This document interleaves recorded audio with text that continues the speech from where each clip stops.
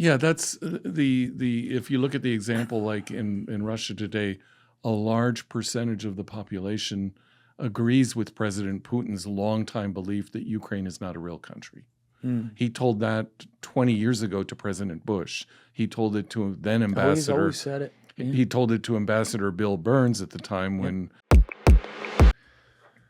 Yeah, I sit up at night thinking about this stuff because, like, I just have a little goddamn podcast here, but I have people in, and sometimes these dark things that are realities in our world, certainly they come up and people talk about them, and it makes me think about it a lot more because, I'm in a job where I connect with people of all different backgrounds. That's what I love. But we still have a thing in us, and I guess it's like a mental wiring that we are all capable of if pushed in the wrong direction in some way, as dark as that is to say, where we could justify hating someone else, starting with hating someone else because they're X or Y different than us, and whatever construct we invent for that, and then somehow get that down a slippery slope to where it's like, yeah, no, they're less than human. And that's it's just frightening to me that when we live in a world now of 8 billion people interconnected like this all the time, where, we're all a part of the human race, that we could still separate it out and try to tier it. Some people, obviously, not all people. And in today's world, it's more dangerous because social media Yes. can be it's a good thing. Social media allows me to call my mother in Austria on WhatsApp for free, but social media can be a fire accelerant for hatred. That's right. It's a slippery slope of, you tamp down on it, you're tamping down free speech, and that always goes worse. But I always say, like, I'm always going to be a free speech guy. What we have to understand as human beings is that is painful too. Yeah, free speech it's a painful thing. The hard thing too with the Serbs and even the Russians that I interacted with a lot of ordinary Russians, Sure. a lot of ordinary Serbs because they speak the language. And you can have people who are well educated, they studied in the West, they went to the top universities in Europe or in the United States, Ivy League level schools for their profession. But when you talk about things like what happened in Bosnia, they're like, we had to do the right thing. They have a blind spot. That's right. Or the Russians who are saying, we have what we're doing in Ukraine is justified.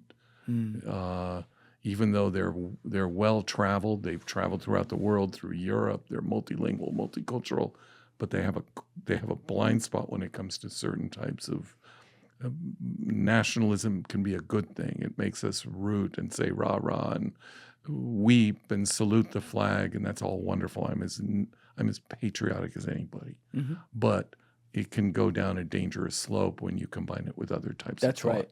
That's a great way to put it. There should be nothing wrong with feeling national pride and loving your country, regardless of where you are in the world. I feel very lucky that I was born in America. I'm biased. I think it's the greatest country, though. And I understand other countries don't have the freedoms we do. But when people are born somewhere and they're part of that culture, even if it's a country that's in a down period, you have pride about where you're from, and that's a great thing. But to your point, when you then use that to point your finger somewhere else about whatever problems may exist, no matter how big or small they are, and say they exist because of them, it gets very, very ugly. And I think one of the things that has really opened my eyes on this, just to and it's a great example with the social media thing you just mentioned, has opened my eyes onto how people can very quickly go down the wrong diagnosis path, I guess. If that's It's what you not want to diagnosis, but if you pull up on your computer Dr. Reid Malloy, Reidmeloy, he's a colleague of mine. He's a brilliant forensic psychologist. He's written a lot about what they call extreme overvalued beliefs. Extreme overvalued beliefs. Yeah. What is that? Well, they're looking at people like, there have been cases where, if you look at the division in our country, That's the paper with Reed and Tahir Rahman. My eyesight's bad. Yeah, let me read the definition just so people have context.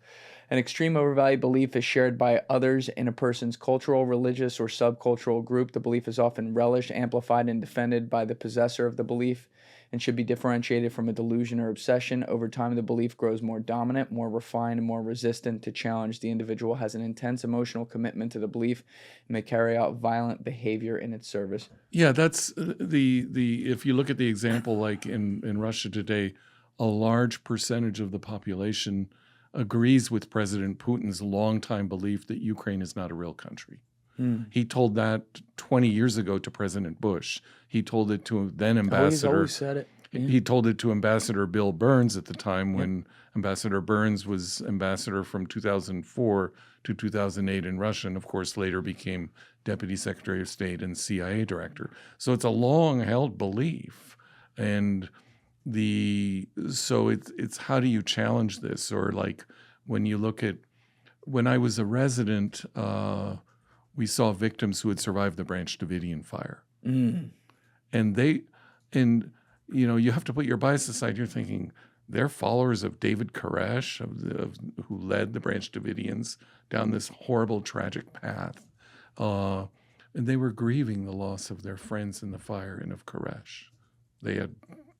Many of them had post-traumatic stress that were presented that we interviewed. So so you can have cults that have extreme overvalued beliefs. There was a cult in the mid-'90s in San Diego, I think it was called Heaven's Gate, where they all killed themselves. Of course, you had the famous one in Jonestown. Yeah, Jonestown. You had, if you look at the study of intense religious beliefs, when does that crawl in? It's very complicated. Oh, yeah. I've seen, though,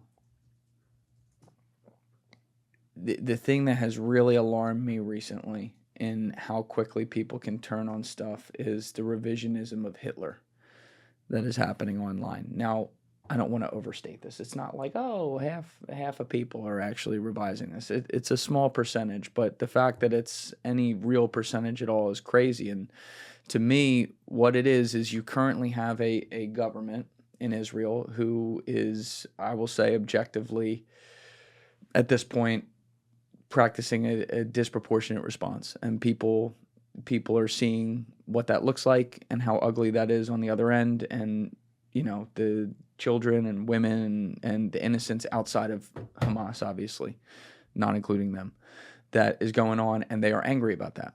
And so they are now taking that anger for the decision of a current government in 2025 and saying, therefore Hitler had a point leading up to World War II. I don't know how much you've seen this. This is a very real thing online. Well, I've seen it. I've seen it when I lived in Russia. I was seeing already the glimpses of it in the kind of restoration of Stalin as a hero. They're saying he industrialized the Soviet Union, which is a true statement. He made us a superpower. We got nuclear weapons. Those are all true statements. He made people proud. I've had Russians of that generation say, I feel very proud when I think about my childhood in those days. I was a pioneer.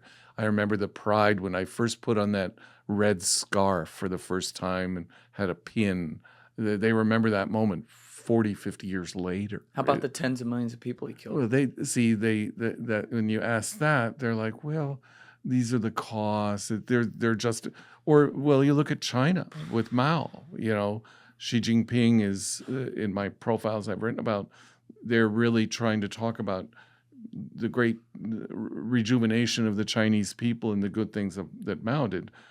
They're papering over not only June 4th, 1989, which was the anniversary this week, but the Cultural Revolution, the Great Leap Forward. Mao, 50 million people died in Mao's reign, probably 30 million in Stalin's. So people can paper that over, and the same with Hitler. I've had Austrians and Germans tell me, Hitler did many horrible things, but he built the autobahns, and so you rationalize the behavior.